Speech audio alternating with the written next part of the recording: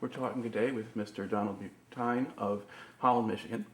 And the interviewer is James Smither of Grand Valley State University. Mr. Buteyn, can you start by giving us a little bit of your personal background? Where were you born and where did you grow up? Born in Fond du Lac, Wisconsin.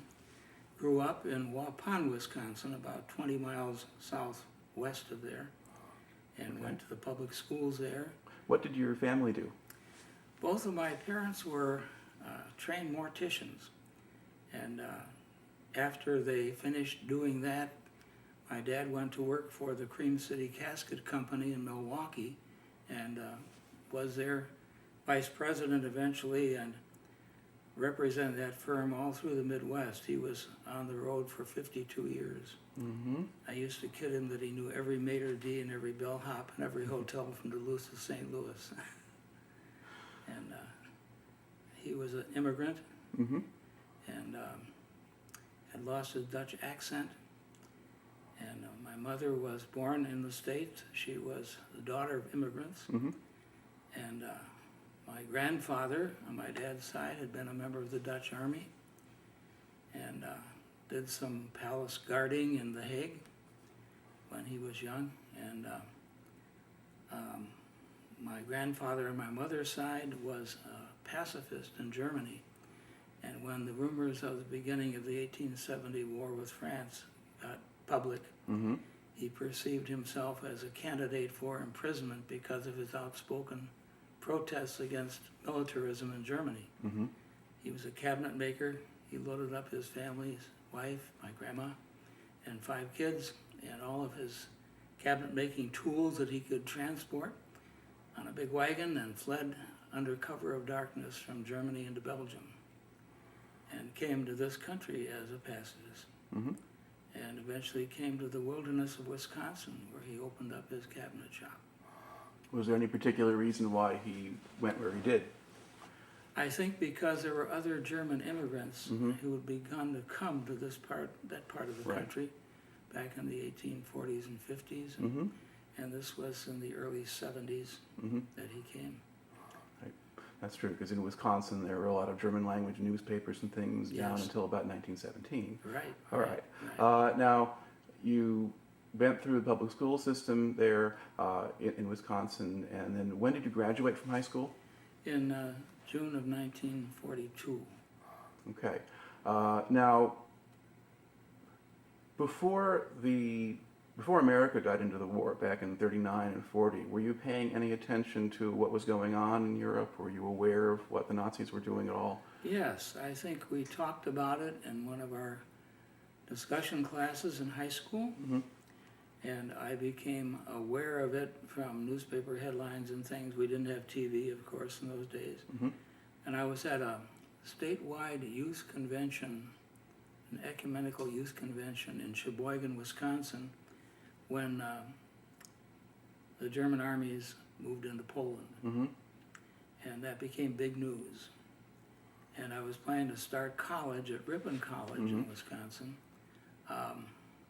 which along with Jackson, Michigan, shares the history of being the birthplace of the Republican Party. Both Mm-hmm. towns claim that. And I remember that one of the things freshman students did at Ripon was to guard the little white schoolhouse where the Republican Party supposedly was born. Mm-hmm. And we'd guard that at homecoming time, equipped with golf clubs or baseball bats to protect it against any vandals that might come on homecoming weekend from a rival school. Anyway, I joined a fraternity. I was 17 when I started college. Mm-hmm. Turned 18 in November that same fall. Our fraternity consisted of 39 fellows. Some had been there for 2-3 years, and I was one of the freshmen. We all decided in a frat meeting Mm-hmm. that we were all going to enlist on the first anniversary of Pearl Harbor. All right. Now, do you remember where you were when you heard about Pearl Harbor? Yes, we'd gotten home from church service in Waupun, Wisconsin, and it was on the radio. President Roosevelt was speaking, Mm-hmm. and they replayed his famous speech about the day that would live in infamy. My grandfather, who had been in the Dutch Army cavalry, remembered his Dutch Army days fondly. Mhm. He smoked a very big pot-bellied pipe. And I remember him walking with his right hand behind his back and his left hand holding his pipe in the living room of our house where he'd come for a Sunday noon dinner. And smoke following him as he went back and forth. And he was commenting between puffs about the fact that we didn't have anything to worry about. Admiral Helfrich of the Dutch Navy was in Indonesia, and he would take care of the Japanese fleet. Mm-hmm. We found out later Helfrich had 2 frigates and 1 destroyer, and sunk a couple of Japanese freighters, actually, and they came into his waters, but he couldn't forever duck back into a lagoon and hide, and eventually Japanese got him and his ships. But that was my grandfather's conviction. Not to worry, we lost a lot in Pearl Harbor, but the Dutch Navy was in Still have the Indonesia. Dutch. Yep. Well, that was encouraging. I thought, how exciting, you know. But as I say, we all went in the ROTC at Ripon College, which had an ROTC program for many years. And that kind of got us wetted for the possibility of service. Our president at Ripon College was Silas Evans, a marvelous man, who saw that college through the initial years of our involvement in the Second War. A great patriot, a wonderful administrator, dearly loved and respected by all the students. They actually issued us odd pieces of uniforms, and we did close order drill in the high school gym with broomsticks and supported imitation weapons. We eventually got 12 World War I Enfield rifles, and they built a rifle range for ROTC types to practice shooting at.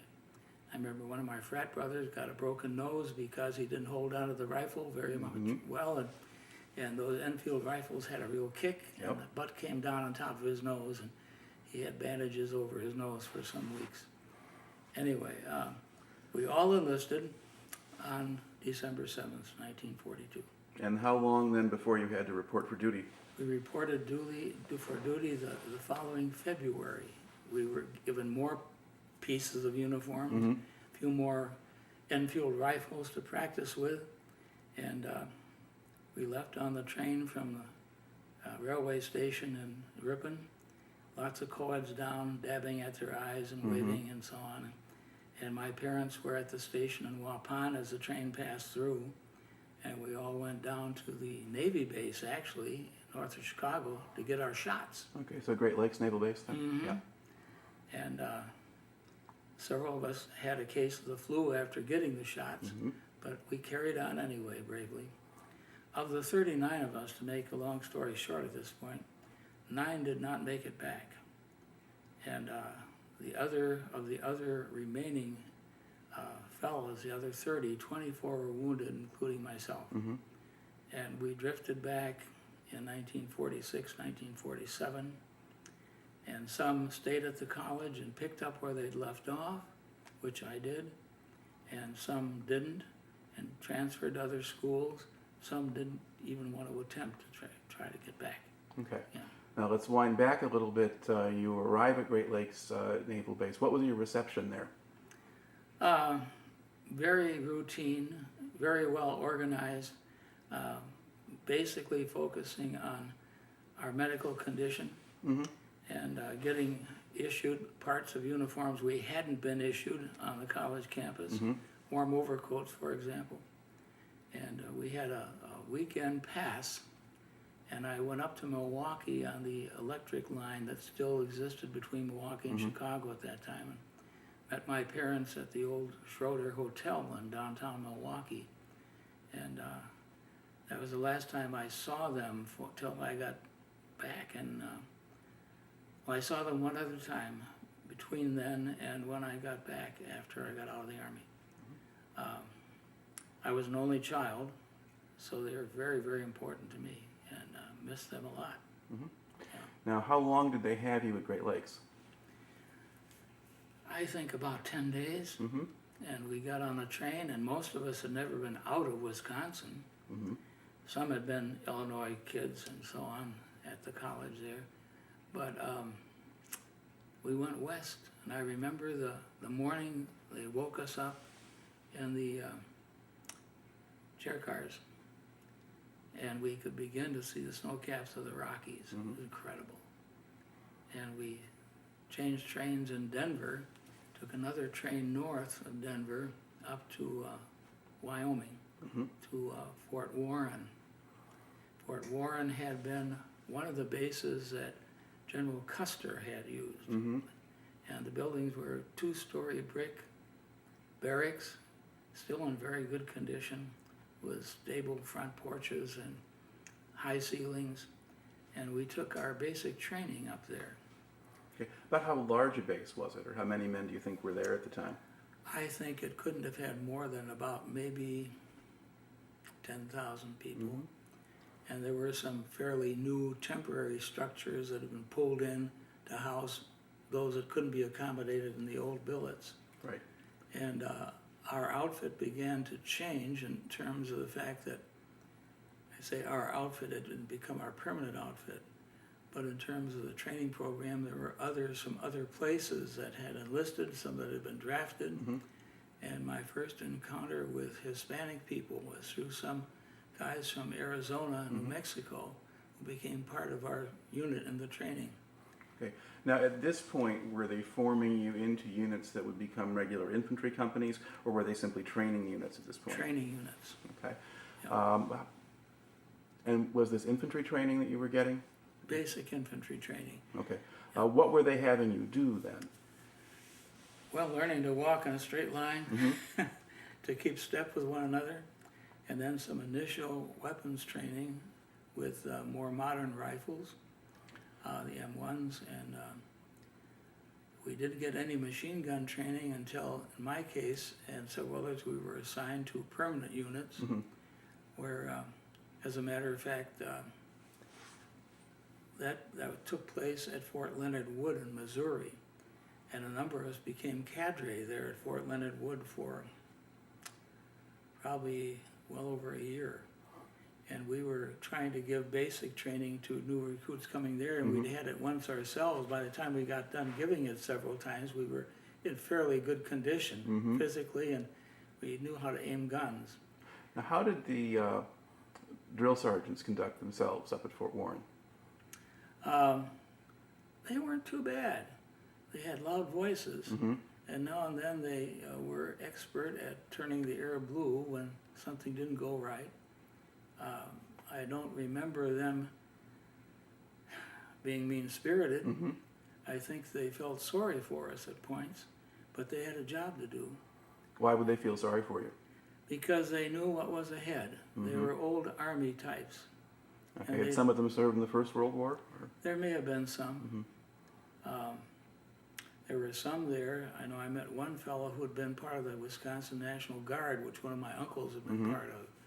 And so we talked a bit because we were both acquainted with Wisconsin and so on.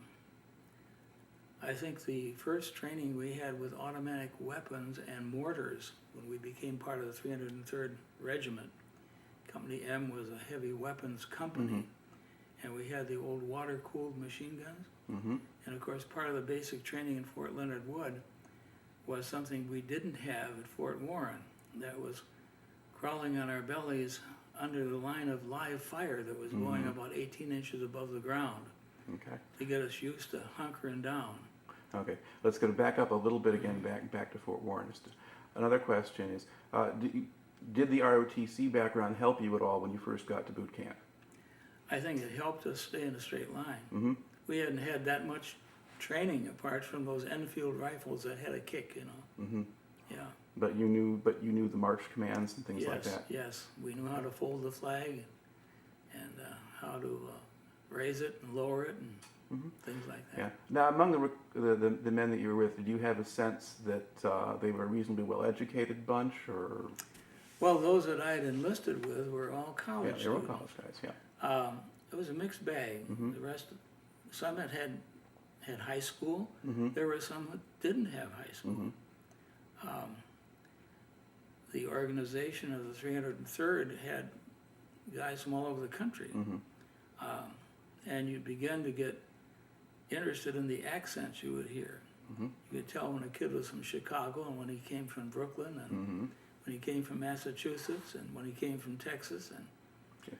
Now, about how long did they have you at Fort Warren? let me try to remember, probably about 3 months. Okay. Did they have you do a lot of marching outdoors? And what was the weather like at that point?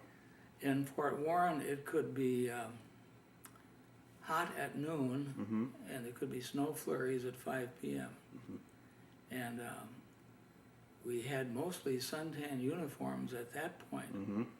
and it could get cold. We got more clothes as we went on to Fort Leonard Wood and got our woolies and stuff down Okay. there. Now, was it at Leonard Wood that you were actually organized into regular units? Yes. Okay. Now, you said that there you get more advanced training, and you got weapons training, and you're assigned to a weapons company. What kind of weapons were you trained on? Mortars Mm-hmm. and water-cooled machine guns. And in fact, those were the only machine guns we were exposed to. Mm-hmm. They held 7.5 pints of water, as I remember it.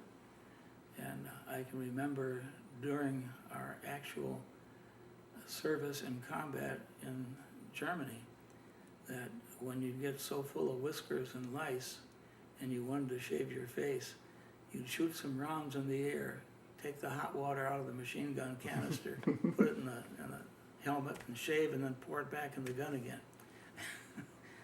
And we'd try to do that at points where no one would discover our position, Mm-hmm.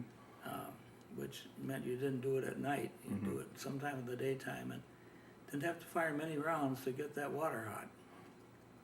All right. Now, you said that at Leonard Wood you became part of a cadre. So basically, you became somebody who got involved in basic training. How did you get selected for that? I really don't know, have no idea. And there were a number of guys in Company M that stayed in Company M right through the war, Mm-hmm. but were joined by others to flesh out the company and increase its strength. And we would train people particularly in the use of automatic weapons, which was this water-cooled machine gun. That was it. And to oversee the firing of the gun, which would be manned by a trainee, Mm-hmm. as he fired bullets over the heads of his buddies who were trying to keep down low. Mm-hmm. And I remember we stopped firing one day because one of those guys kept down low, but he was head to head with a rattlesnake in the long grass. Oh. And so he shouted, said, "Help!" And we thought maybe he'd been hit. Stopped firing. And "What's going on, soldier?" "Snake." So a couple guys went out and took care of the snake. And he was smart enough to lay perfectly still and not antagonize the snake Mm-hmm. or raise his butt up too high. All right. Now, you said you were based at Leonard Wood for about a year. Was that I would think about 9 months, 9 months? actually. Okay. Now, did you have opportunities to get off base at all or see anything in the area around there? We did. A couple of smaller towns that had GI buses would take guys in for 24-hour pass or something. And one time, 3 of us went up to St. Louis. We had a weekend pass up there. My parents came down to see me. I guess that was the last time I saw them until I got out eventually. I know we were used twice to fight forest fires in the Mark Twain National Forest along the river. And lots of bugs down there in that part of the country, lots of snakes and lots of ticks. Mm-hmm. And we found ways of burning the tails of ticks with a lighted cigarette to get them to pull out of somebody's rear, you know. Mm-hmm. It was one of our defenses. Anyway,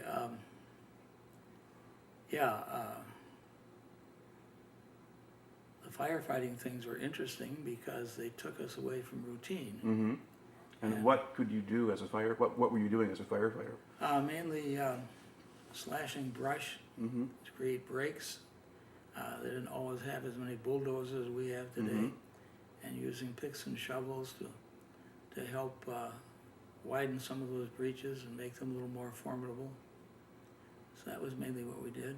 Okay. We got dirty and smoky, and yeah. All right. So you're at Leonard Wood then. Basically you're with the same company and the same regiments. The regiment is based there, and is it sort of a training command that recruits get cycled through, or were they figuring that sooner or later they would put it into active duty? Both, and we knew that sooner or later we would not be doing training there anymore. And so all the guys that were an initial part of the 303rd Mm-hmm. were sent west to the West Coast. And we ended up at a camp just north of San Luis Obispo. Mm-hmm. It had been a National Guard camp earlier. There were no barracks there, there were tents. And that was our first base on the West Coast. And when did you get there? That would have been probably in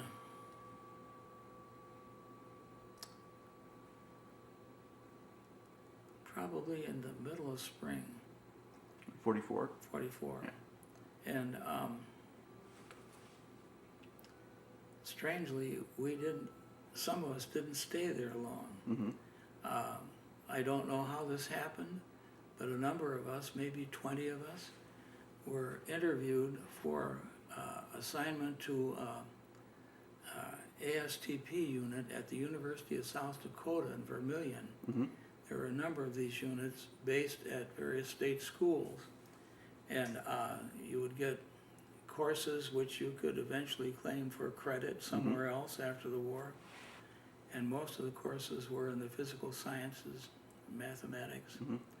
and Was this engineering training, do you think? Or? it was preparation for officer training. Mm-hmm.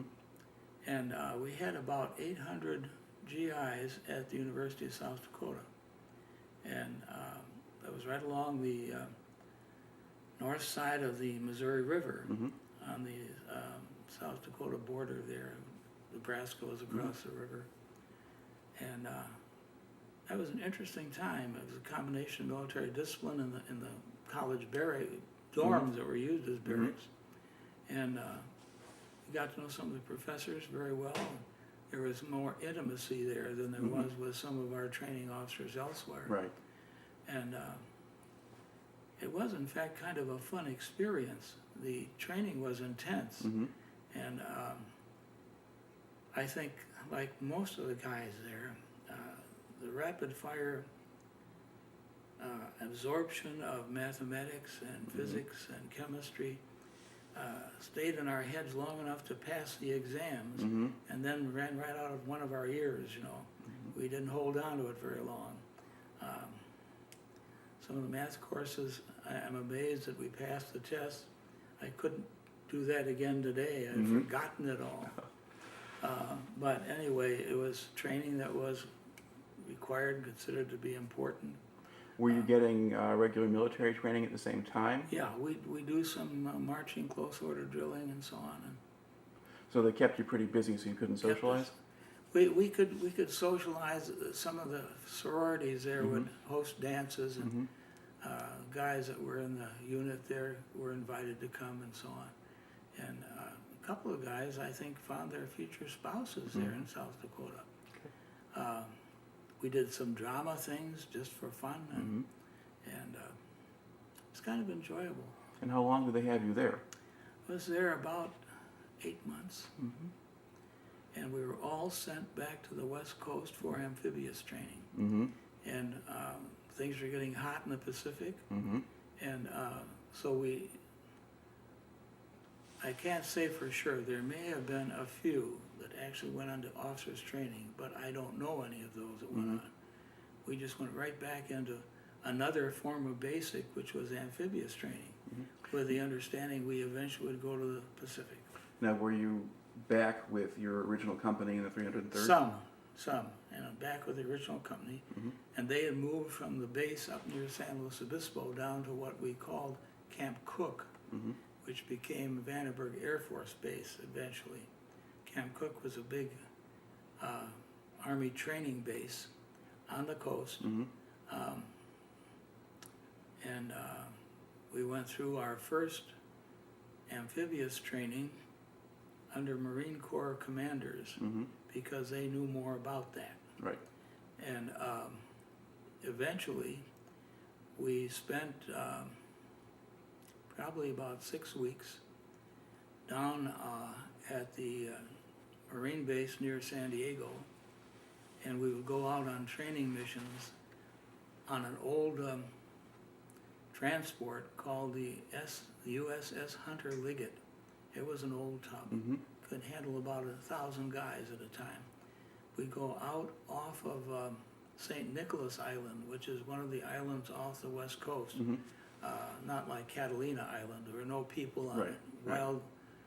Wild pigs and goats, I think, were the only population there. And they would fire live ammunition off of naval ships while we made landings under live fire. So were you using landing craft and all of that? Yes. Coming down the nets or the sides of the ship and getting into these bobbing boats and then heading under cover of darkness for the shore. And I always remember this hilarious event. It could have been serious, but it was hilarious for us. We had a colonel, commander of the 303rd Regiment, who was a West Point grad, had never been made general, and his goal was to create the 303rd into one of the key amphibious units in the U.S. Army. So he related well to the Marine Corps officers who were working with us, and they were going to make some training films of one of our landings. And we made a very effective landing the day before, and it was pretty stormy overnight, and some of the sandbars along the beach of the island had shifted.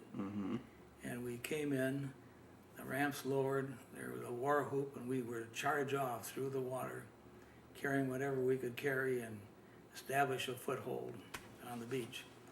Well, there was about 50 feet of water that was a little over 8 feet deep. And guys suddenly were submerged with all the equipment on their backs. And fortunately, it was only 50 feet, and they'd soon come up with kelp wrapped around their heads. And our colonel was having a fit up on the bluff because his crack outfit was not looking very crack. Somehow or another, the beach had changed enough to create that kind of hazard, and if it had been a real combat situation, it would have been a disaster. So I don't think he ever made general. All right. Now you're training for amphibious warfare and warfare in the Pacific, but where did you get shipped out to?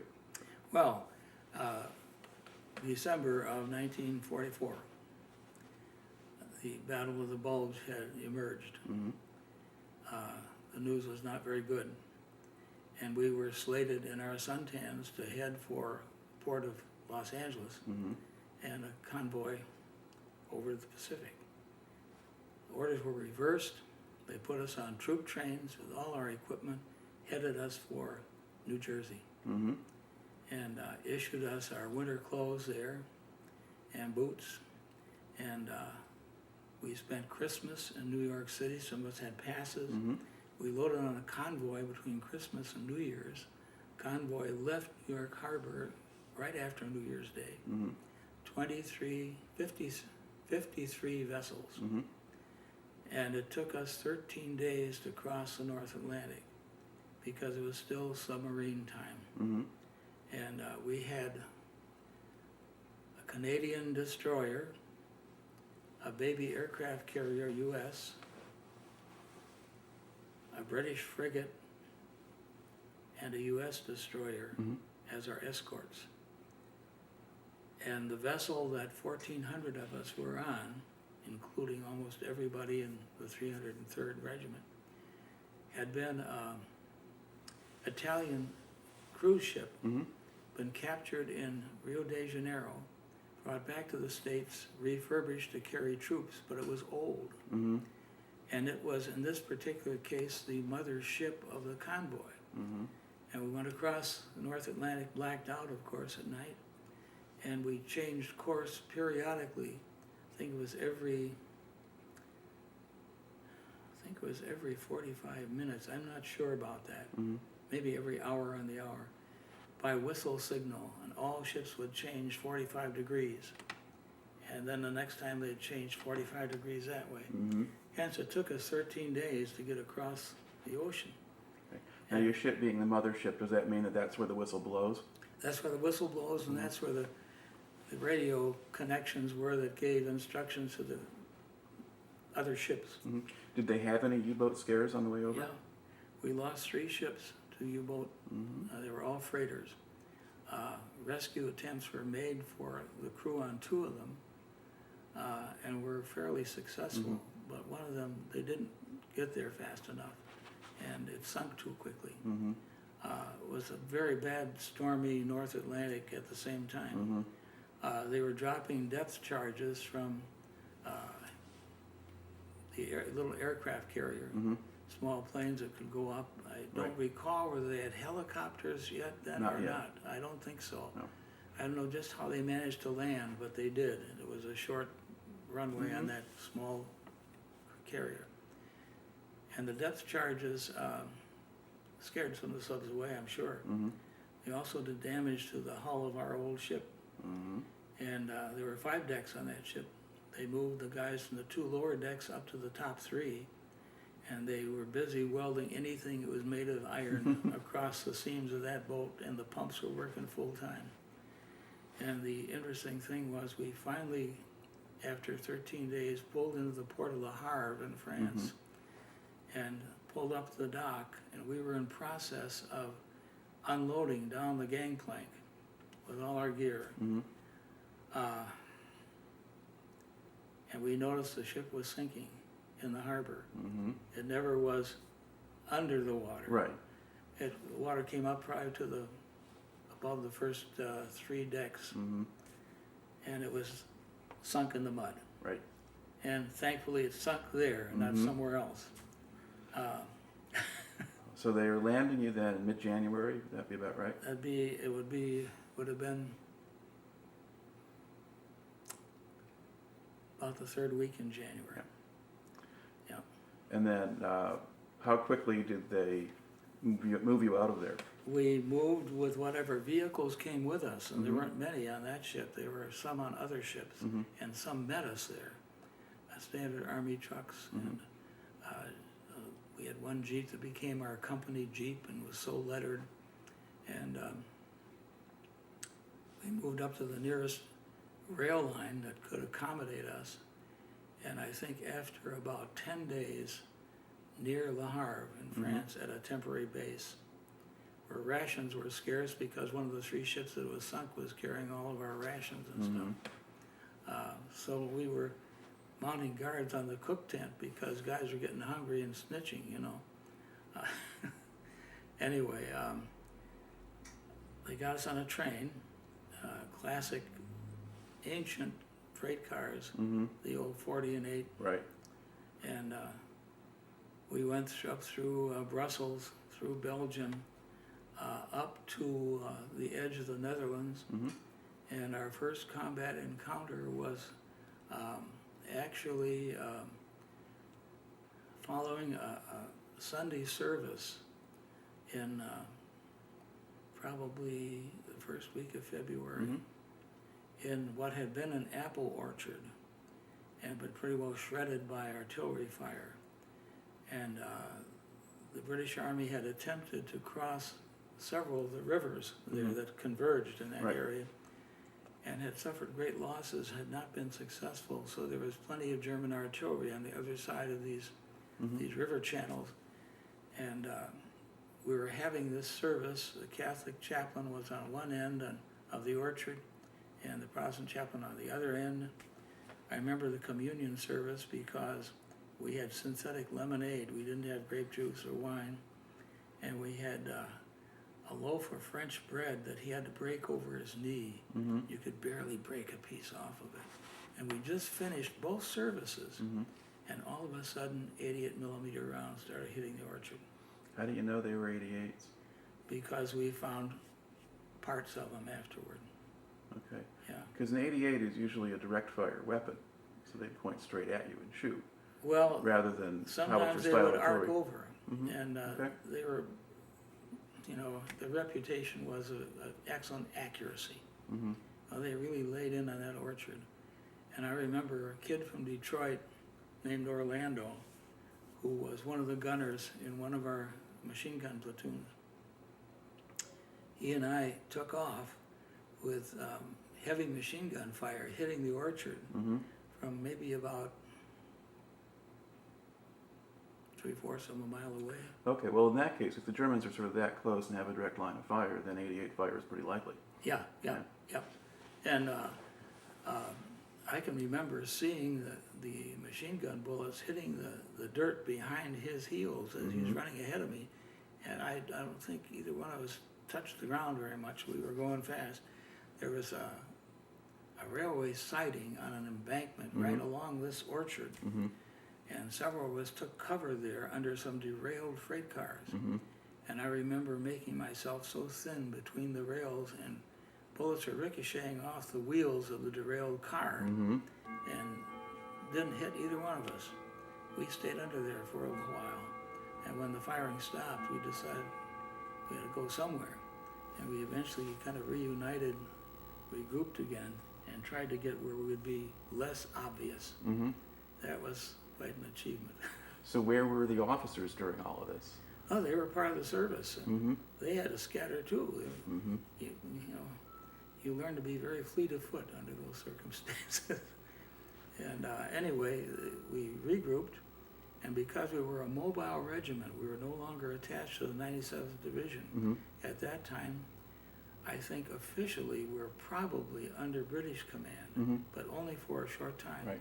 And then we went to, I think it was the 7th Army, and then eventually the 9th Army. Mm-hmm. And the idea was we'd have some regiments detached from their major divisions Mm-hmm. who could move about and fill in where there were gaps, so to speak. They started moving us south along the west bank of the Rhine. Mm-hmm. We weren't too many miles in from that. Right. And I remember this was close to the end of February, Right. and we're getting up toward the city of Bonn. Mm-hmm. It suffered less damage from bombings and so on than some of the other towns, mainly because it didn't have a lot of industry there. Mhm. It was, I think, a provincial capital Mhm. at that point or something. And the word got out that, it was a rumor at first, that the railway bridge at Remagen was still intact, Mm-hmm. and that Eisenhower had given orders to Bradley to get as much stuff up there to try to get that bridge Mhm. before they blew it up.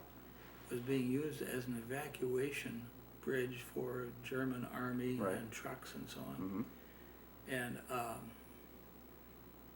what appeared to me to have been the case when we finally went across on foot, because we were one of the first groups of GIs that Mhm. went over on foot, because the first attempt to destroy that bridge blew up both ends, Mm-hmm. which was really partially an embankment going where the tracks came up Mhm. onto the bridge, so that at both ends of the bridge there was a gap.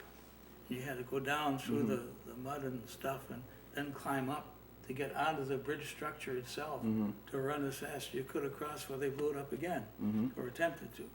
And eventually they were successful, but it was between the first blasts, which were, for some reason, weren't totally effective, Mhm. because the Army engineers found explosives that Right. hadn't been set off. Right. So anyway, the word was to get over there on foot, because what I remember was that once we got up on the structure of the bridge, just carrying our light arms, Mm-hmm. we had no vehicles, because evidently they had put timbers across the railroad tracks at points. Mm-hmm. We'd call them timbers the size of railroad ties, only longer. Mm-hmm. I think to ease the passage of tanks and stuff, Right. so they wouldn't Right. get snagged on the rails Mhm. and get punctured or something if they pulled the rail up under them. And the first blast had tossed these timbers up at angles, so Mhm. you were climbing over piles of loosened timbers. Now, how long after the first Americans got across do you think you got there? I think we were among the very first. Okay. Was there firing coming at you from the other side? Yes. Okay. And we knew the roads would be mined. We were Mhm. told that, just assumed that. And so we hugged the shore of the river where there was overhanging brush. The Mhm. river was at flood stage. This was the 9th of March. And it's one of 2 dates that I've got clear in my mind Mhm. because we knew we were at the edge of the Rhine and we were going to go over that and hopefully got over on foot before they blew it up. And of course, before they tried to get vehicles over that bridge, because of the way the arrangements were on both ends, Mhm. you couldn't get vehicles over it anymore. The Army Corps of Engineers did a great job, got cables across the river somehow or another, in spite of artillery fire and so on, got a pontoon bridge that was capable of holding vehicles, and that would have been, I don't think it was, might have been a half mile, no, it wasn't that far south of the bridge along the river. There's still chunks of ice in the river. I know that because when we got over on foot, we hugged the edge of the river where there was brush without leaves on, but bramble hanging over it, because we were getting artillery fire. And we figured, I don't think we even stopped to talk about it. We just assumed if we get under some cover here, we're not as evident in broad daylight. And it was cloudy, of course, it wasn't broad daylight.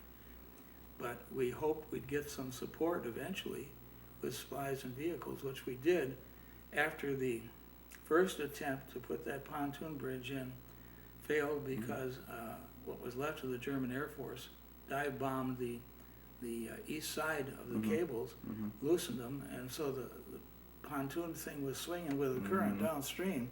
Whatever happened to be on it at the time went in the river. And then they reconnected, and that held, and they started getting stuff over.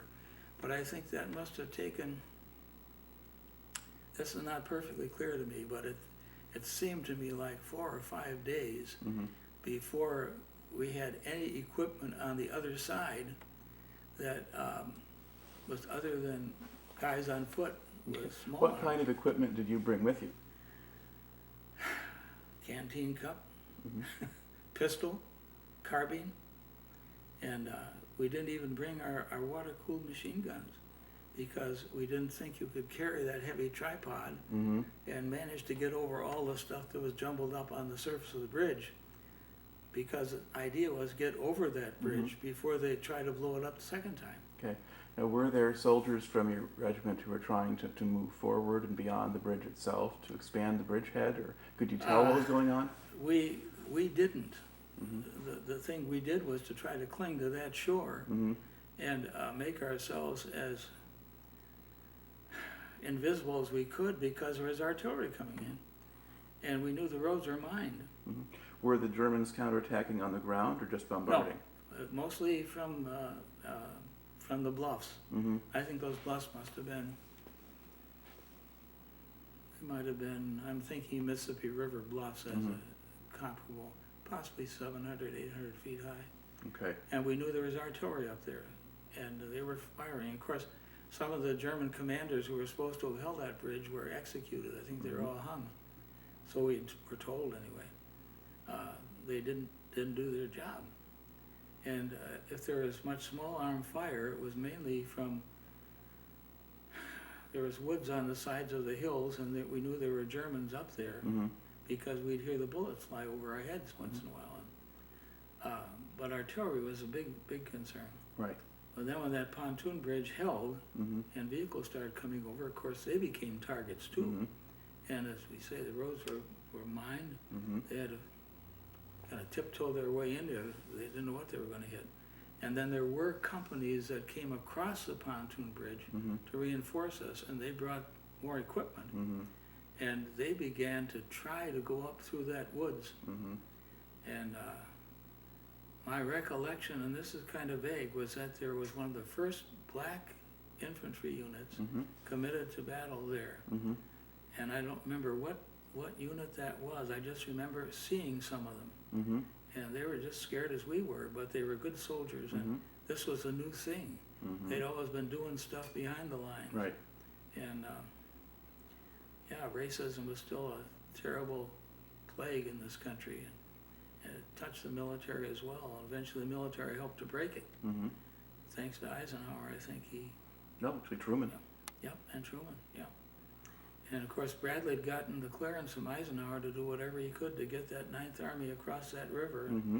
start trying to advance and cut off some of the German units that were down between where we were and the city of Cologne. Mm-hmm. All the Cologne bridges were gone. In fact, I guess this one that we went across was probably the last bridge intact, Right. so it was reported anyway. And I picked up this book from my brother-in-law. I don't know if you've ever seen it. It's a history of the Krupp family. No, I haven't. And I marked something in here. It's a devastating expose of the degree to which the Krupp Industries accommodated to Nazi philosophy, Mm-hmm. so that they manned those munitions factories with slave labor. Yes, they did. Oh, it was terrible. And anyway, see if I can find this statement here.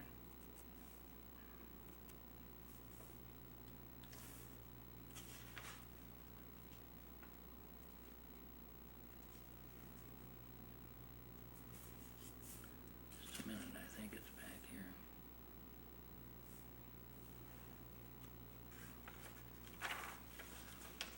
Anyway,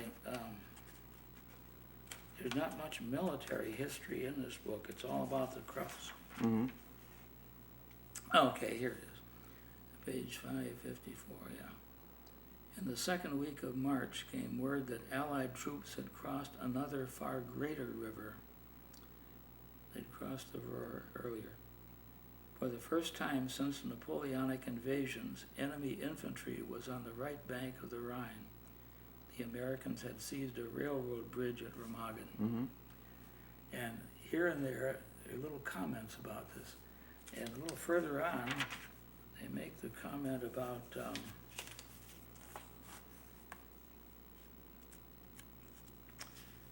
well, it's about Eisenhower's elated spirits when the word came that this bridge was in existence. Mm-hmm. And his word to Bradley, I can't put my finger on it, was to get in there and get that bridge and get across whatever you can get Right. across. And some elements of the 101st Airborne Division came across by foot, Mm-hmm. along with our 303rd and a couple other. There were just scattered groups. Yeah. Whoever happened to be physically within sight of that bridge went over. Mm-hmm. They didn't wait for anybody else. And then some of the units seem to be ones that were used as reserves and sent in where they were needed. Yep, The 101st served that function, and you Yep. guys were doing that. Yep. Okay. Now, you were guessing that it took them several days to get the functional pontoon bridge going. Now, did you spend several days and nights there huddled on the bank of the river, or did you Well, move you out from know, there? days run together. I Mhm. just know it was bitter cold. Mm-hmm. I remember ice floating in the river. Right. I know we were soaked up to our waists, and we tried to hold our guns over our heads. And we found all kinds of places to hunker down along the bank when we got up on the shore after Mhm. dark. And we'd find places to hunker down and try to dry out a little bit, and of course it would rain. And the thing that amazed me was that I don't recall anybody in my platoon that got sick. Mm-hmm. We were soaked and chilled, and So during the day, you were at least partially in the water then, just along the bank? you know, once we got up on the bank and found a place to hunker down, there were other bushes besides those that hung over Yeah. the water, you know. And I don't know how long we were in the water. It seemed forever, but Mm-hmm. I think as soon as it got dark, we got out of the water and tried to find a place on the bank. And Mm-hmm. I remember the same kid that I mentioned, his name was Orlando, kind of a big kid from Detroit, and artillery was coming in, and we were finding places to hide down. He found a conduit pipe under the entry to a driveway to a farm, Mm-hmm. and he crawled in that and pulled part of a broken stove down over the end to keep shrapnel from coming in on him. And you'd see this lid come up, and you'd see his face peek out. We were very creative, and we did get some guys lost in the process and wounded. Eventually, as equipment started coming in, Mm-hmm. and artillery got firing from our side, the other side of the river, over the river, Right. at the artillery up on the bluffs, that the artillery fire got less. And so we became part of the effort to cut off a huge number of German infantry that were down toward the Saar, and got eventually part of the movement that kind of cut them off and surrounded them. And of course, these troops were surrendering by the thousands. I Now, what remember- condition were the German soldiers in? Well, one thing that amazed me, they didn't have any helmets on when they came down. They had cloth caps. I don't remember seeing a single German helmet. We all had helmets. Right. What had happened to their helmets, I don't know. But they came down with their hands on their heads by the hundreds. And I remember on the south side of Cologne, just before we entered that city, we must have had close to 500 guys, and we had one GI private at the head of the column and one GI at the rear, marching these guys toward what was standing of a schoolyard. We were going to get them herded behind those wrought iron fences overnight, Right. and until we could get food and medicine and whatever in trucks. And they were just surrendering en masse. And in what condition did they seem to be in? They don't have helmets. They were walking. They're walking. They were walking, not vigorously, but they were walking. They were obviously very hungry, and some of them, I'm sure, were sick. But they managed to be a peaceful company of soldiers who made no resistance, who said almost nothing, who just walked. Okay. How old were they, do you think? It's hard to tell, but there were numbers of them who, in my judgment, were veterans. They'd been in the German army for some time. And then there were the very young who looked to me like high school age kids. Quite likely. And the older ones, you could tell by their gait that they were absolutely exhausted and probably dirty. Excuse me a minute. Okay. Pause.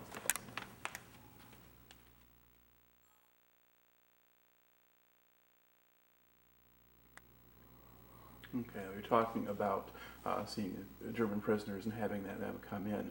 Did that kind of scene repeat itself quite a bit? Did you see other groups coming in then Oh, as yes. you continued to move And through? we heard rumors of thousands that were coming in various places.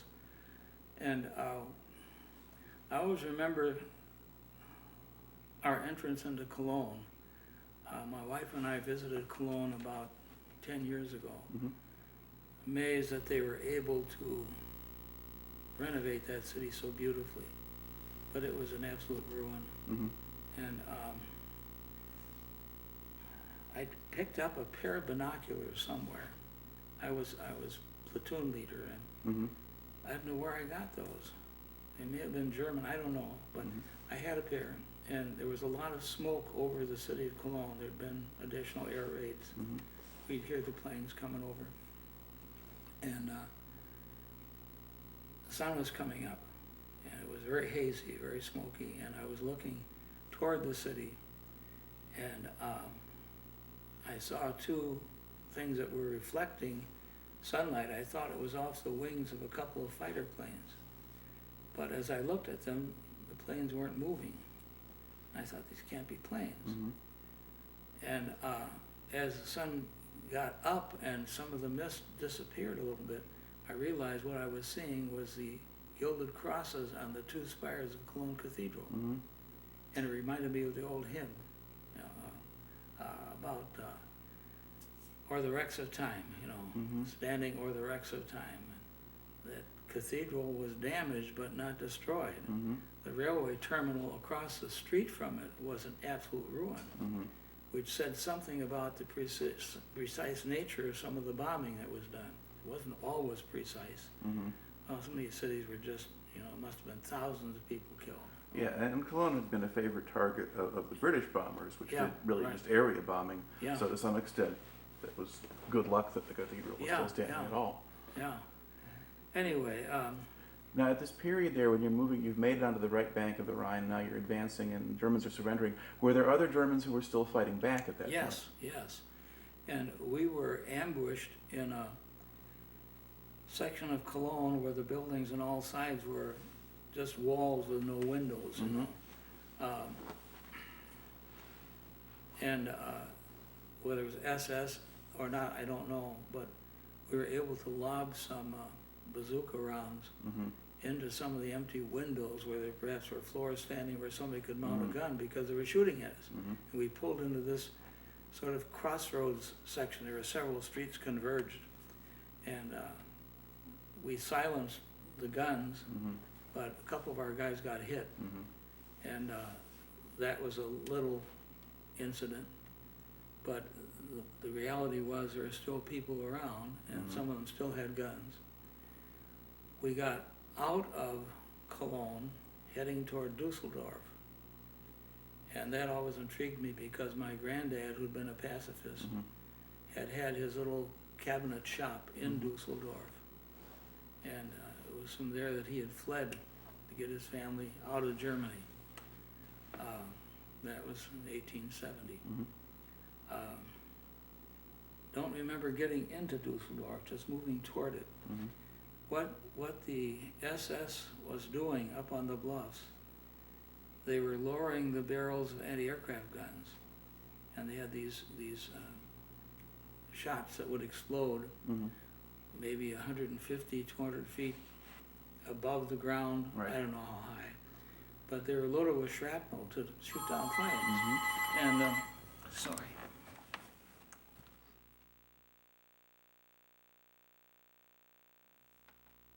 A lot of artillery fire, and it was coming over our heads from our own batteries on the other side of the river, because there was no bridge intact in Cologne, so they were trying to give us some protection. My platoon got separated from the rest of the company in all the chaos of getting through Cologne. There were 12 of us. We ran across 2 wounded Germans, moving across farm fields. They were muddy, but they were slushy, there was a little snow, yet not much. But we were getting pinned down by artillery. And we had carried our machine guns with us. We had 2 of them. And we picked up these 2 wounded Germans. One was a German officer, I don't know what rank. For sure, I think a colonel, but I can't be sure of that. And one private. They were wounded. They were not ambulatory. They were in pain.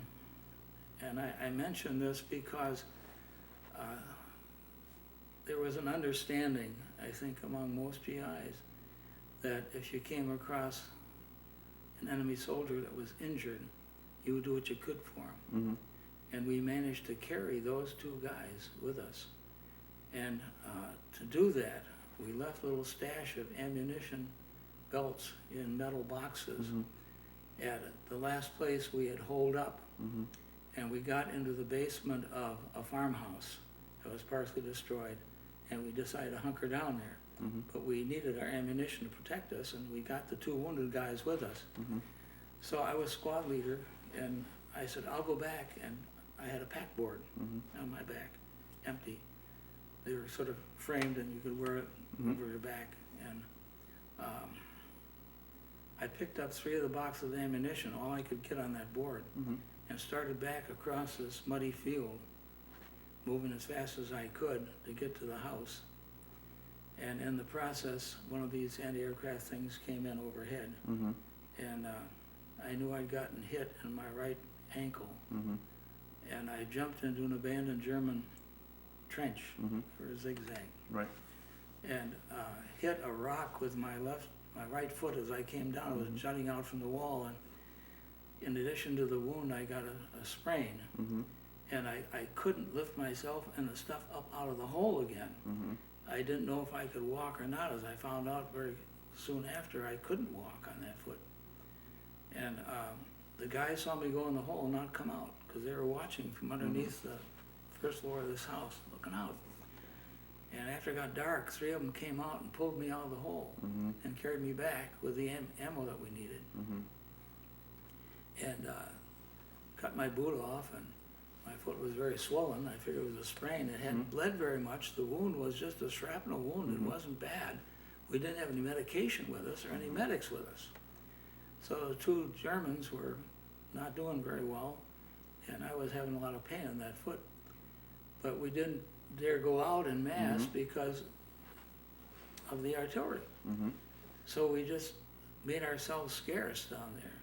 And then during the night, got the idea that a safer place would be a concrete building we'd seen about maybe a city block beyond where this farmhouse was.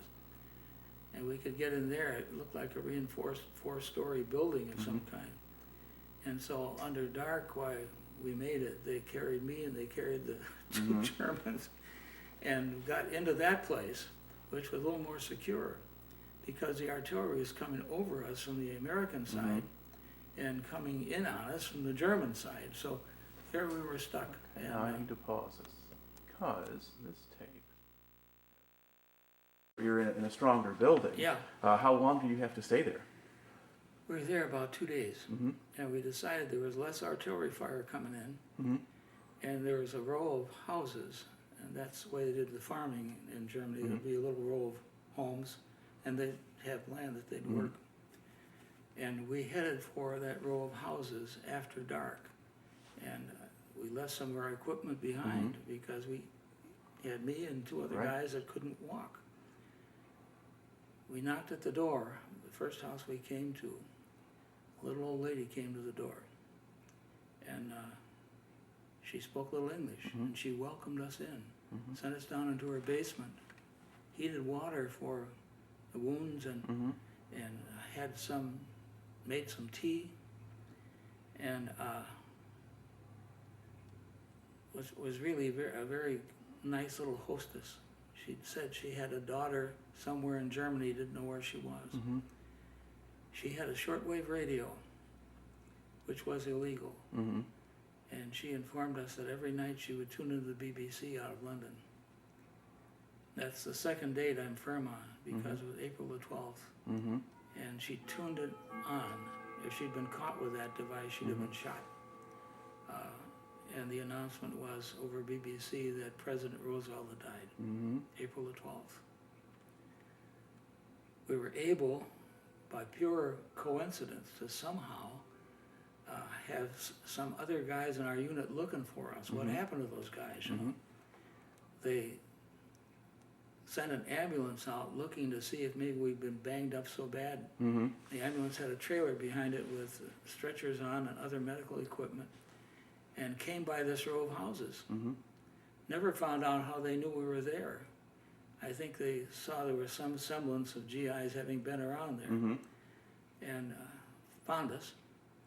And the driver loaded me and the 2 wounded Germans in the back of the ambulance on stretchers with these handles from the ceiling, and headed back for field hospital. By that time, my leg was so infected, it was almost double its normal size above the knee, and all sorts of colors. Blood poisoning from a minor wound. Yeah. Got to field hospital. I never found out what happened to the 2 Germans. That they were very grateful to be alive and getting some help. They took one look at my leg, and I heard, I was kind of out of my head. A chaplain who found me from our outfit said you wouldn't surrender your pistol in the hospital. He said you were not being cooperative. But I heard them say that they were sending me to Paris. Well, that starts another story, and I don't know if you'd be interested in that, because I ended up in an adjunct of the main hospital in Paris, in a 16th century building that was a combination of housing and businesses that had been made into an adjunct. It was an amputation ward. And that's where I ended up. And there were 122 men. Everybody had had at least one amputation except me. Mm-hmm. And they were all some of the recent prisoners of war that had been released from the Ninth Army's drive up above the Rhine, Mm-hmm. in the process of locating some of these POW camps. Mm-hmm. Almost all the guys in that ward of the 122 who were there Mm-hmm. had had surgery done to amputate limbs by German surgeons who were good surgeons. Mm-hmm. But they were so suffering from malnutrition, Mhm. virtually starving to death, that the stumps hadn't healed. Mm-hmm. And to make a long story short, I was there about 5 days, and Army doctor came up to me and said, "Sergeant, you've got more penicillin in your system than blood right now, Mhm. but I think we're going to save your leg." Mm-hmm.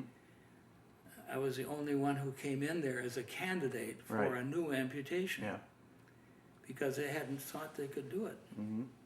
and they postponed the surgery twice.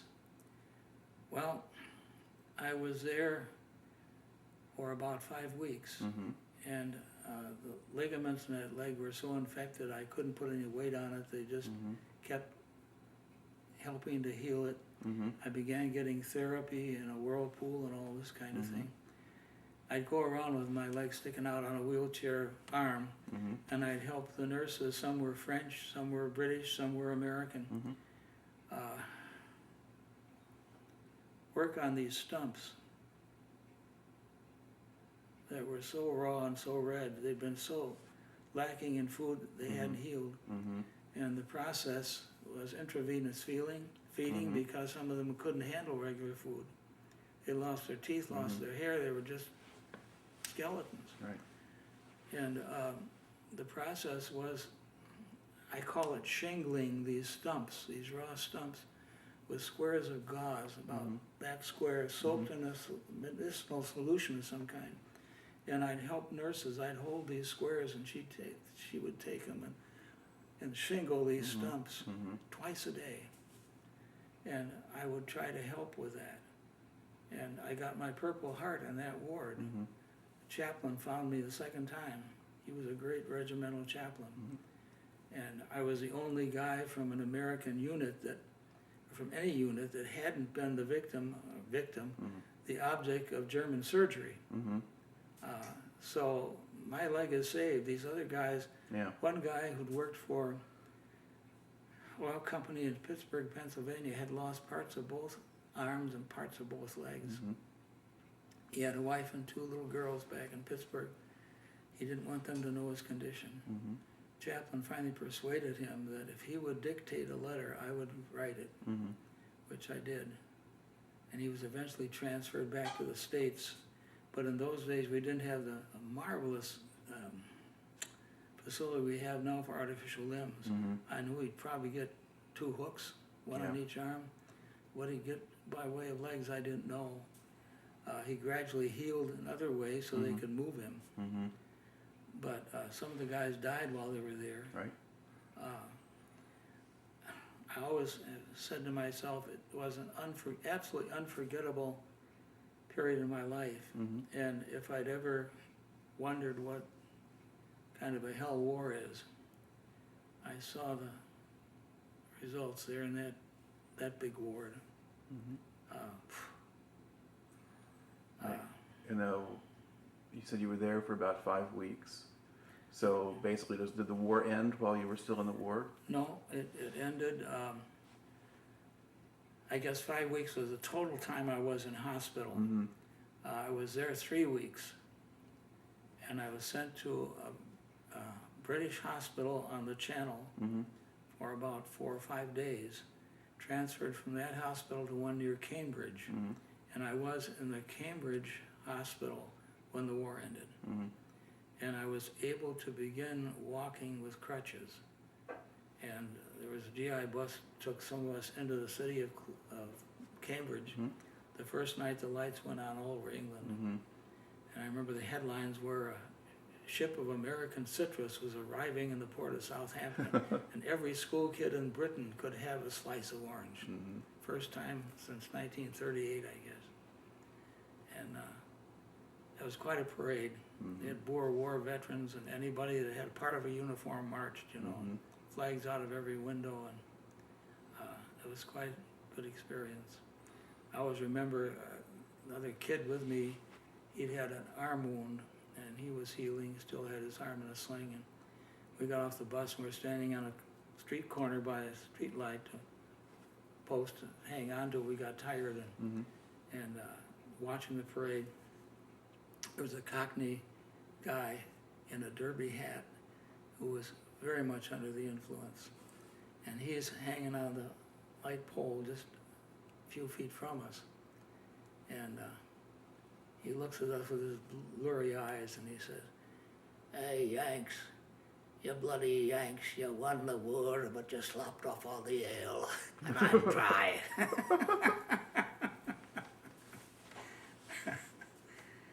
Anyway, I went to another therapy center from there up at Loch Lomond in Scotland. It was a kind of a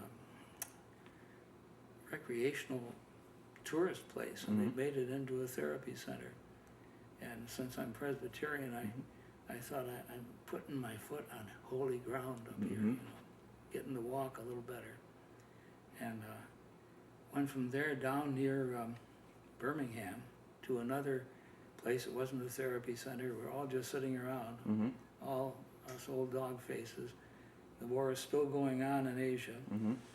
We fully expected we would be sent over there.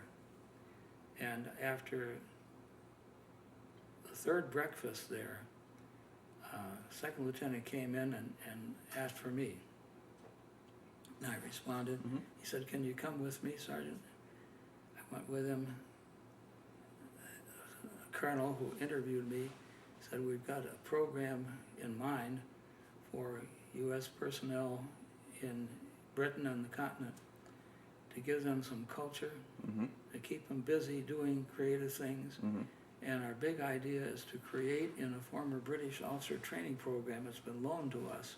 It was a British West Point, really, near a little place called Shrivenham, just outside of Oxford, to create we're going to call the Shrivenham American University. And we're going to import professors from the States and some from Britain who offer courses for credit, and any GI officer or non-commissioned or GI buck private wants to apply can come here for 4 weeks, get some course under his belt, and take credit back to the States when he gets back there. Keep him busy with education, and then on the class would be for 4 days a week, and then 3 days we went to create a program that will expose them to culture and history and the geography, and we want to arrange hospitality weekends with British families, and we would like to have you assigned to that operation. I never found out why. I was glad to do it, and it was a fascinating thing. My partner was an older guy, a non-practicing Jewish fellow from New York City named Bernie Schiffman. He's deceased now. Bernie was a character, and the two of us took hold of this program under the command of a colonel who was a good golfer but didn't know anything about entertainment or whatever, and he said, "You guys do it, I'll just sign whatever you put in front of me." And I ended up in command of 13 dance bands, all the cinemas that the Army ran in the British Isles, the distribution of Army Stars and Stripes, a newspaper, the coordination with American Red Cross and other people where there were family problems and guys had to get released sooner to get home, and the hospitality weekends.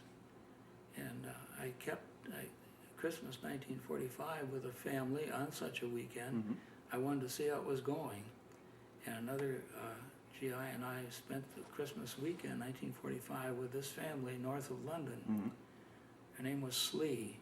He'd been on the staff of the Bank of England in London and had been injured severely with fire bombs that were coming down on the roof and burned so badly he had to quit. And he was able to get around, but it really left a mark on his anatomy. It was severe.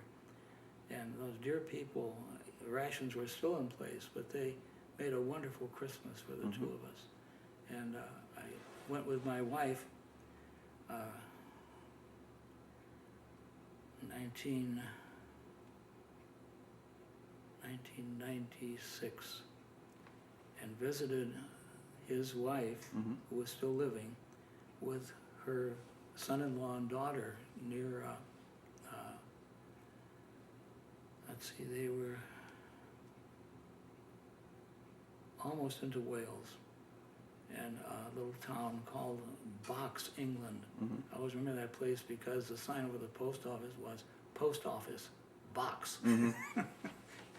And she was 97, the same age as my mother, and they had corresponded with each other, became pen pals over the years, and she was a dear lady. I was so happy Marion could meet her. And it was an interesting time, kind of rediscovering where I'd been and where I'd gone, and for my wife. And we found the building, which was no longer an adjunct hospital in Paris, where they'd saved my leg, and it's now back in commercial use for other things. The basement had been the therapy center with the whirlpools that were imported and all that stuff, and I remember that so well. So that's kind of how my military tour ended. Now, how long were you doing this? I started in June of 45, and I finished in March of 46, so it was barely a year. Okay. Yeah. And then you go back across the Atlantic, ship out, get discharged at that point. Yeah, my last assignment with that Army Special Service thing was after the need for some of the special programs came to an end. I was assigned to the port of Southampton to process British war brides.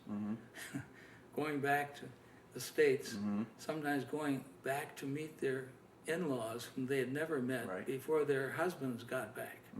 Some cases their husbands were back and they were coming, some with children in arms, and they'd converted a naval transport to accommodate these young women. And bottles could be warmed and all the stuff that little kids need, you know. And I was at the desk, and a dear couple, English couple, whose daughter was to leave the next day or maybe 2 days after that to go to America. And the mother was very worried, and she knew about as little about our geography as we knew about what county is near what county, so to speak, you know. And she said, "Oh dear," she said, "Sergeant, our daughter is going to meet her husband's family in a place called Fort Wayne, Indiana. Is that where all the savages are?" She must have thought Fort John Wayne then. Yeah. Fort Wayne, Indiana. It brought up images of stockades. She'd seen too many westerns. It's bound to be Indian country, Indiana, after all. Right. Yep. And I assured her I didn't think there were any savages there, and that it was a nice community as I remembered. And I hope it relieved her a little bit. Yeah. All right. And then you finish that and you finally get back across yourself. What did you do once you got back to the States? Where did you go first? Well, after getting home to Waupun, last camp was out in Wisconsin, western Wisconsin. Grabbing for the name of that camp now. Been a National Guard camp for years and years. Anyway, I was discharged there, got on the train and met my parents at a little junction called the South Beaver Dam, Wisconsin. And that was wonderful. And I spent about maybe about 2 weeks at home, and re-enrolled at Ripon College, and went there for that semester, and then the following academic year. So I got through my junior year at Ripon, thanks to some of the credits I'd picked up along the way in the Army. And some of my frat brothers started drifting back. Some had been there a little bit before I got there. we never reorganized the fraternity. We would meet occasionally. We were just a little bit all adrift, you know. And I had made up my mind that I wanted to prepare to go in the ministry. I'd been signed on as pre-law back in 1942, and so I eventually wanted to transfer to Hope College, and did. Now, what motivated you to go into the ministry? Or how did that I thing think happen? my own struggles with my personal faith, and the fact that I wanted to do something that could be helpful to people, and I think my political sensitivities had been transformed.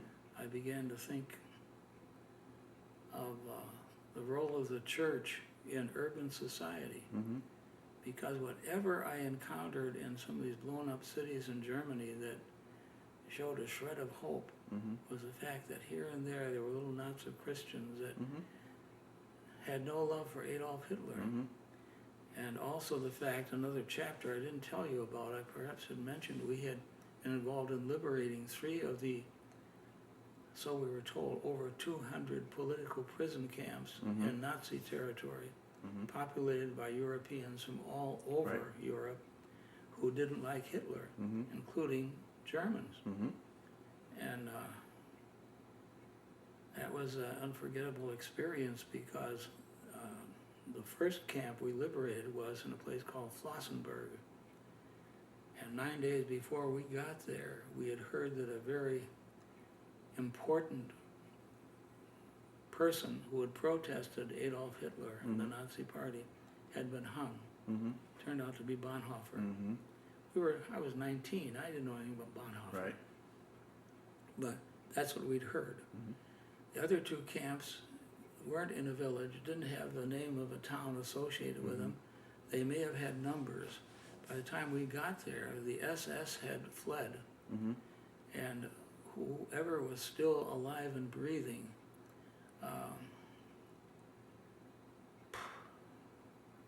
were those who were there to welcome us. The last one of the 3 camps, the last 2 were so alike. Well, the first one was bad enough, but the last 2 were worse. I remember those 2 buildings were a flat roof, reinforced concrete boxes, no windows, but doors on both ends of each floor. There were 2 floors, the size of a garage door, but no doors on the openings. The wind blew through freely from one end to the other, and people slept on shelves of straw and virtually starved to death. We had to bury a stack of corpses along the wall of the last one we got to. The SS hadn't bothered to bury them. They'd stacked these frozen bodies like cordwood. Now it was spring. This was in early April, before I'd gotten hurt. And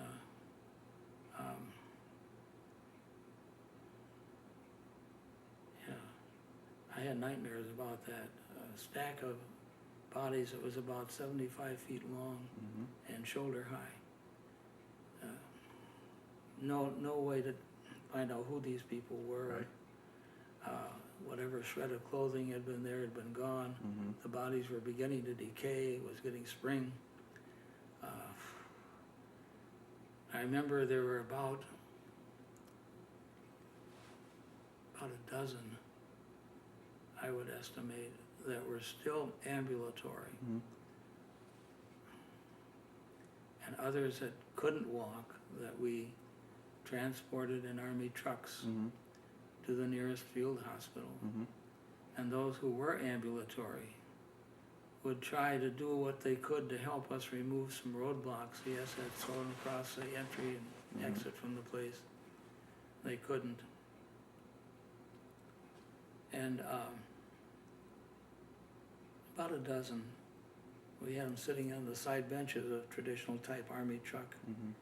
And the last one that we lifted up onto the seat was on the right-hand side.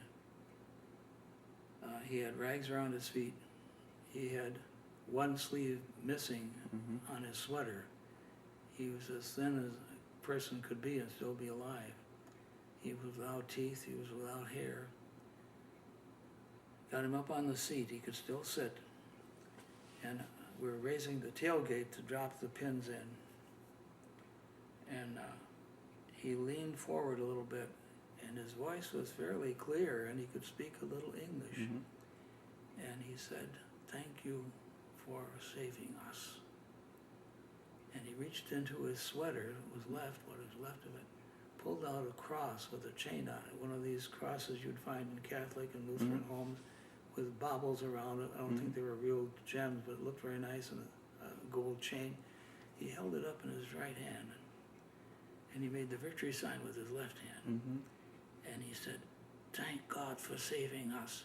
Jesus Christ will prevail. Jesus Christ will prevail." And the truck started up and moved away. I couldn't forget that man's face. I had this experience. I was pastoring the Presbyterian Church in Berkeley, California, in the 1960s. Great decade to be in Berkeley. And the Graduate Theological Union sponsored a series of lectures during spring recess every year. And this year it was to be housed at the First Congregational Church across the street from our church. Beautiful colonial building. They could hold about 1,200 people in their sanctuary. And the speaker was Pastor Martin Niemöller, who had been a leader in politics in West Germany. He was to be lecturing on the Beatitudes, the New Testament. I missed the first couple of lectures, got over for the afternoon lecture when he was speaking on the Beatitude, "Blessed are the meek, for they shall inherit the earth." I got a seat in the balcony. He was obviously had a hairpiece, but was a very healthy looking person, not heavy, but moderately heavy. Clear voice, thick German accent, but you could get what he was saying very easily. And he was describing his experience in one of these political prison camps, and that he, along with many others from Germany who had protested the Nazi regime, had been punished and many had died for their trouble, that they had been meek because they were silenced. They were locked away, and they tried to endure their forced silence. And they inherited a broken country. They inherited their country in its brokenness. And he described what that meant and what the demands were on those who stepped forward to try to provide some kind of political leadership. And of course he was a pastor, and he spoke out of that part of his experience as well. I stood in line with several other people to thank him for his message afterward. And there's something about him that I don't know what, because it couldn't have been physical appearance. But there was something about, I don't know what really. But I went up and I shook his hand and I said, "Pastor Niemöller, I want to thank you for what I heard you say. I was in Germany in the Second War, and camps such as you described happened to be in the experience of some of us who liberated 3 such camps." I mentioned Flossenburg to him, and the other 2 whose names I didn't know. If they'd had numbers, I didn't know those. And I told him a little story about the man who thanked us, held up the cross and the victory sign, and said, "Jesus Christ will prevail." He looked at me and took my hand in both his, and he said, "My friend, I believe I was that man." It's It remarkable. knocked me over. Yeah. Yeah. Looks like you got into the right line of work. Well, I think so. 55 years in the pastorate. And a number of years teaching. I was dean at the San Francisco Seminary for 8 years. And I think I've got it here.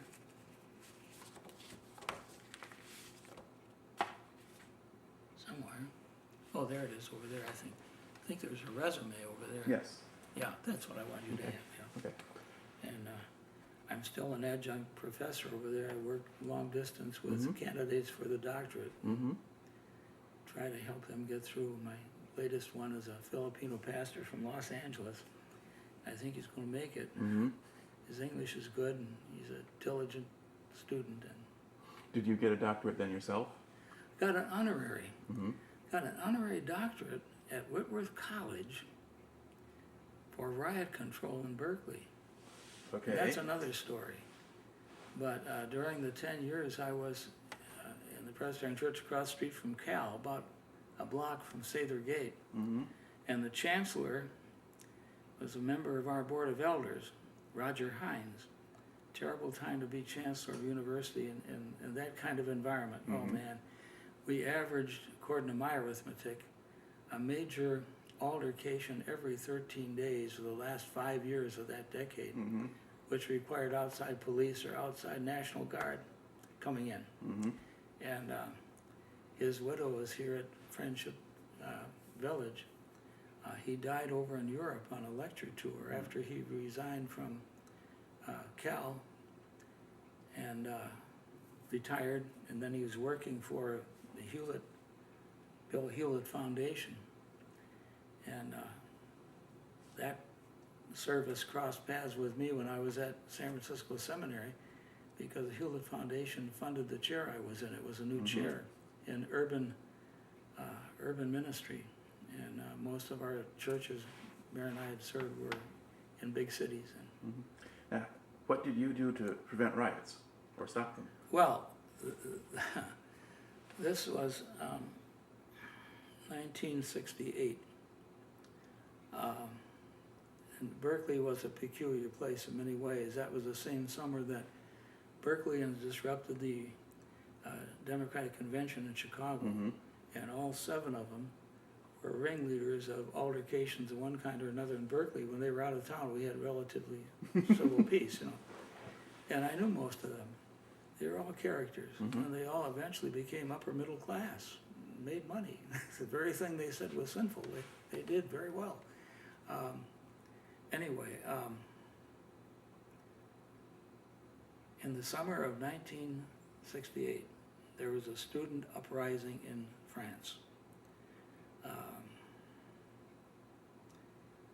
There was a group called the Young Socialist Alliance in Berkeley that had their office on the 2nd floor of a building on Telegraph Avenue. And they had asked me to join them at one time, and I said, no, I can't do that. I'll be happy to counsel with any of you that want to be counseled about the Christian religion, but I'm not going to be one of your political advisors. So, okay, they remained friends. They would look for any excuse that came along to do something that would disrupt the public life of the city.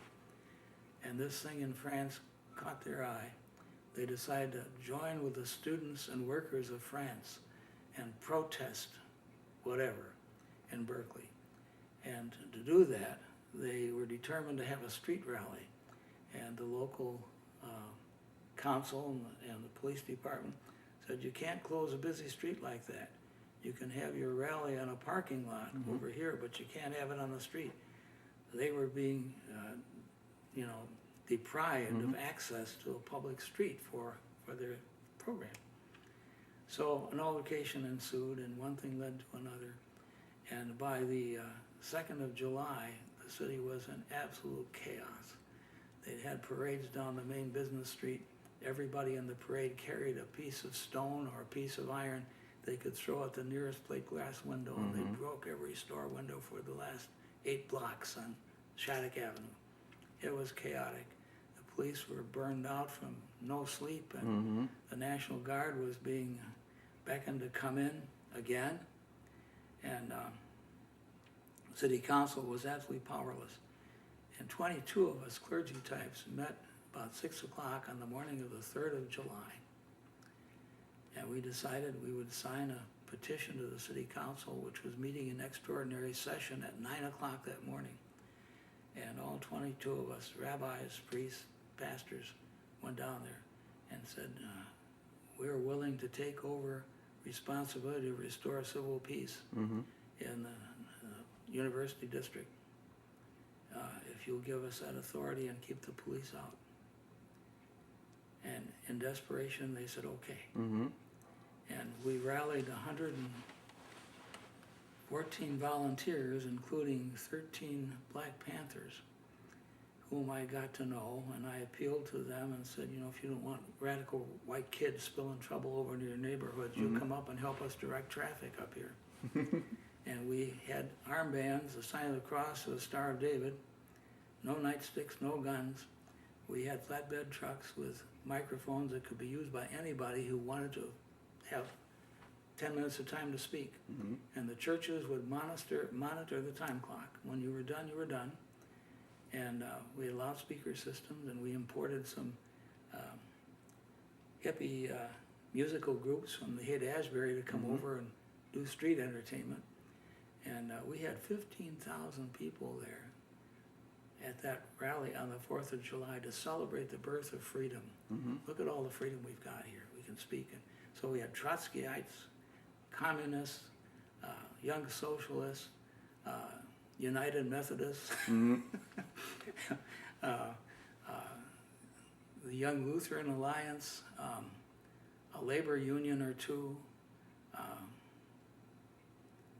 and some group called Alinsky's Committee to Integrate Oakland Now. Mm-hmm. Alinsky was a great urban organizer, and I'd taken summer's training with his West Coast training program, and didn't always agree with him, but I knew he could get things done. He'd been a labor organizer back at the Yards in Chicago, and we just applied some of his methods. And we had all these peacekeepers on the streets, retired clergy, missionaries, lay volunteers. And we had one injury that day, a girl that got a bad blister on her heel dancing barefoot in the street. No more rioting. Mm-hmm. And there were TV cameras from Los Angeles come up to film a riot. Mm-hmm.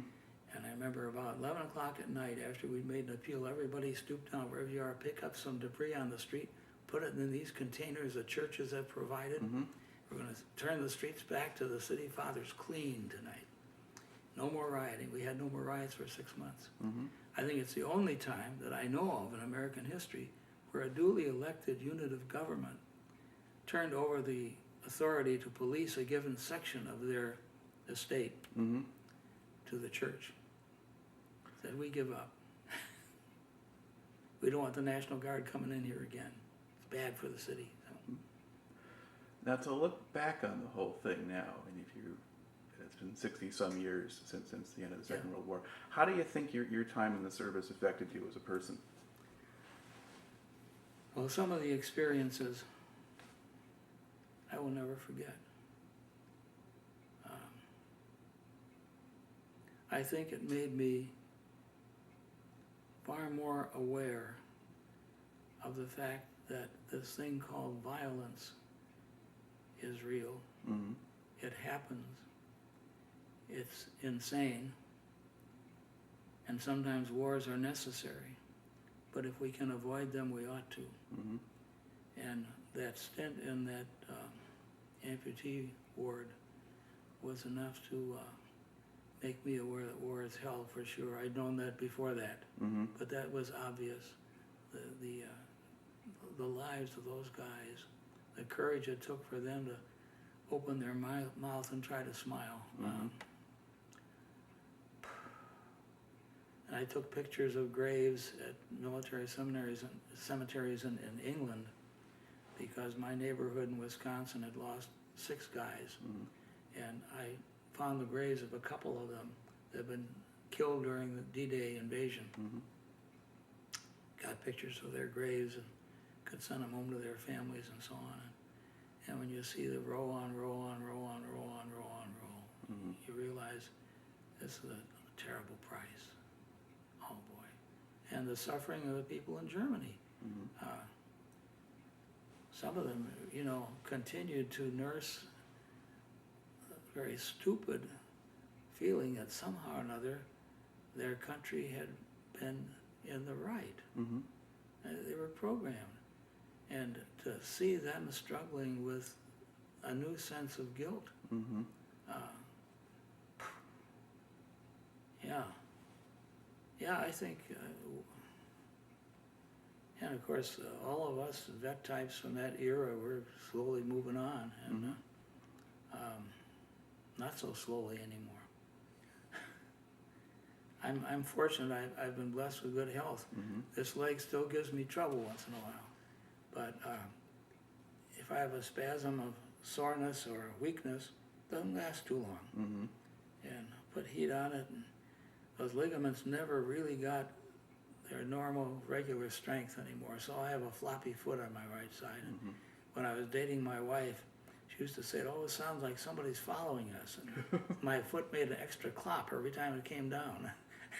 She became used to that.